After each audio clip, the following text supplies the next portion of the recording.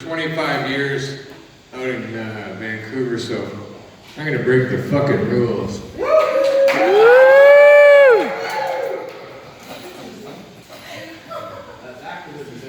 Thanks to Jeff for letting me do that.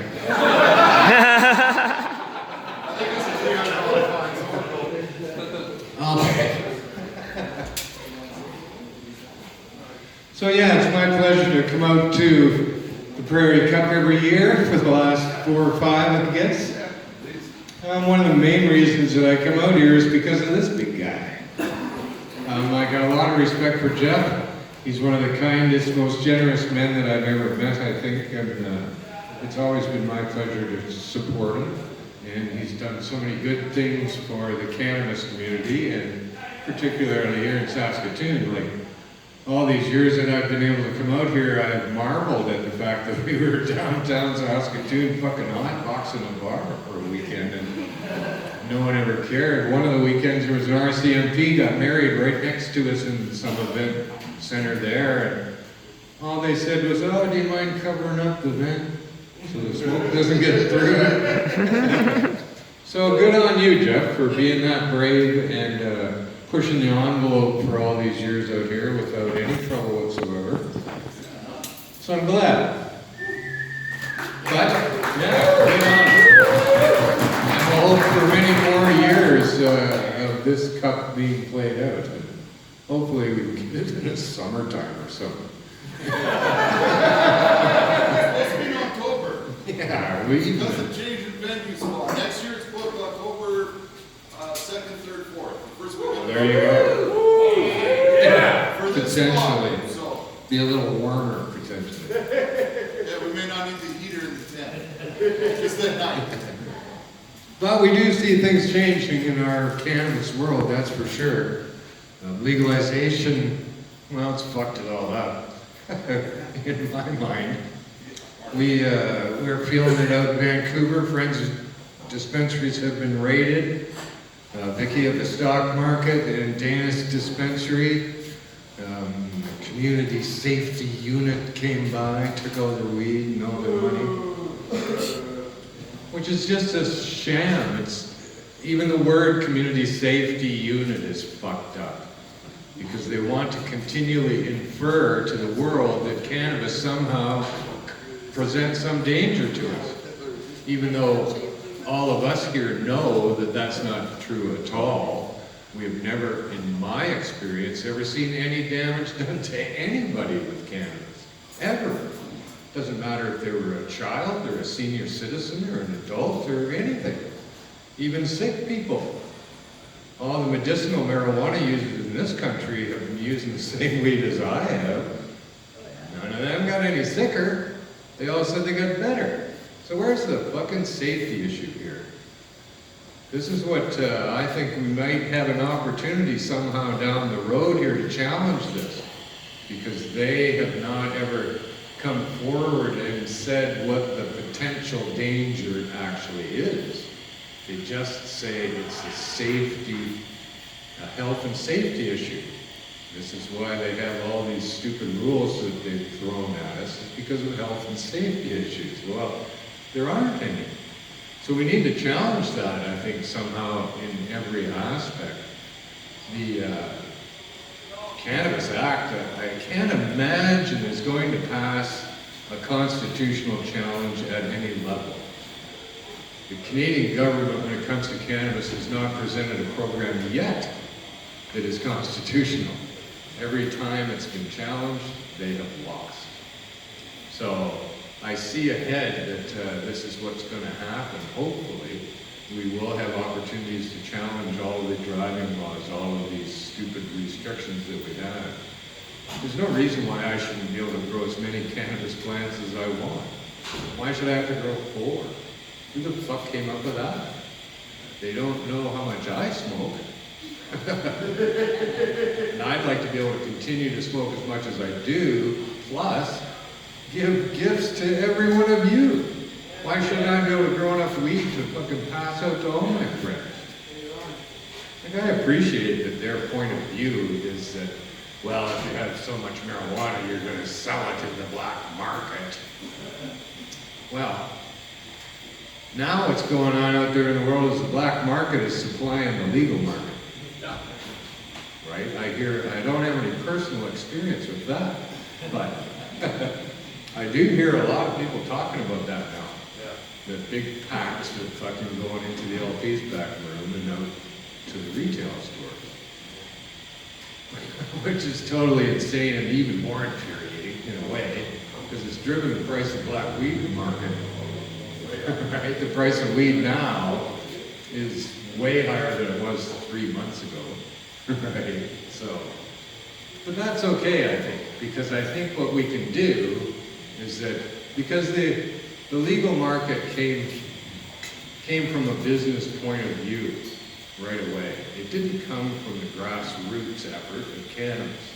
It didn't come from people who actually know a lot about cannabis. So their structure of becoming vastly rich had nothing to do with cannabis. It only had to do with the stock market and their potential to provide cannabis. But they've shown us overwhelmingly that they're not very good at it.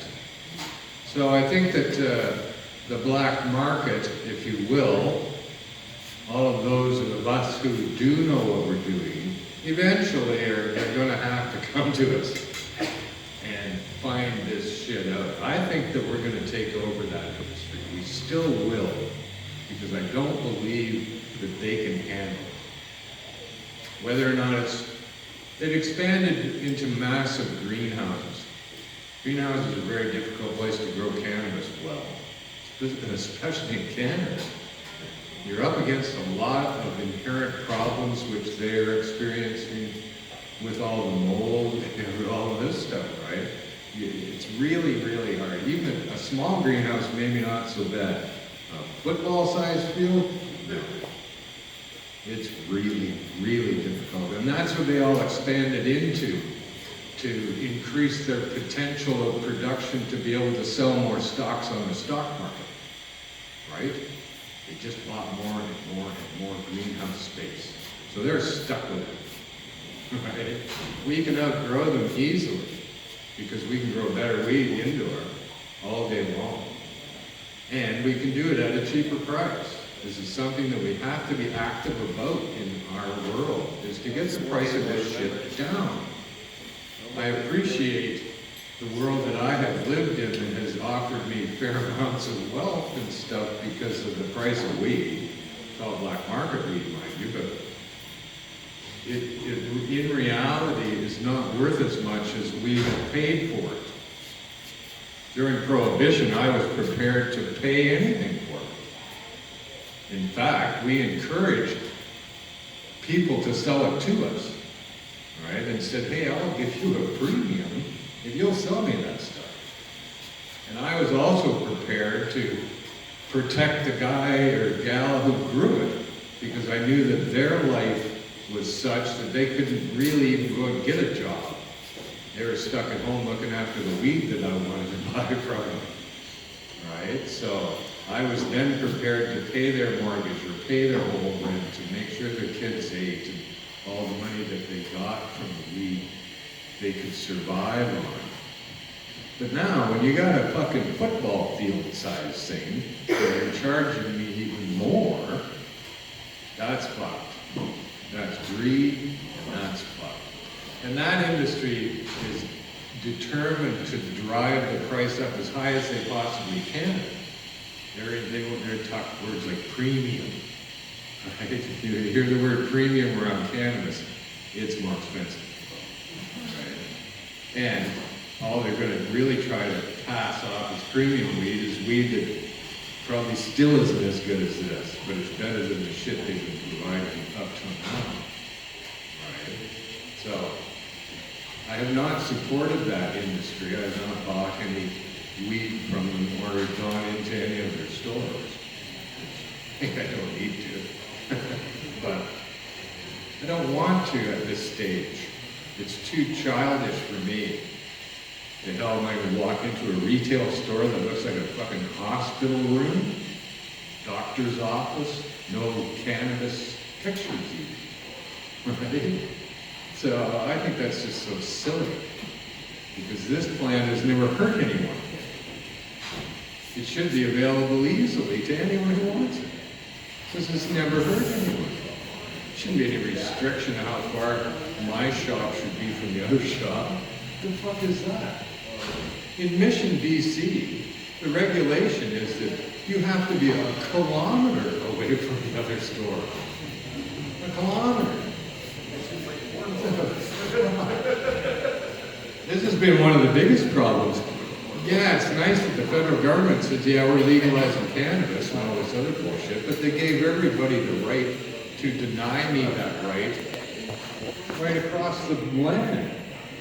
Provincial government says no, the city says no, your neighbor says no, your landlord says no. Everybody gets a fucking chance to continue to ban cannabis for no apparent reason other than the idea that it's a public health and safety issue.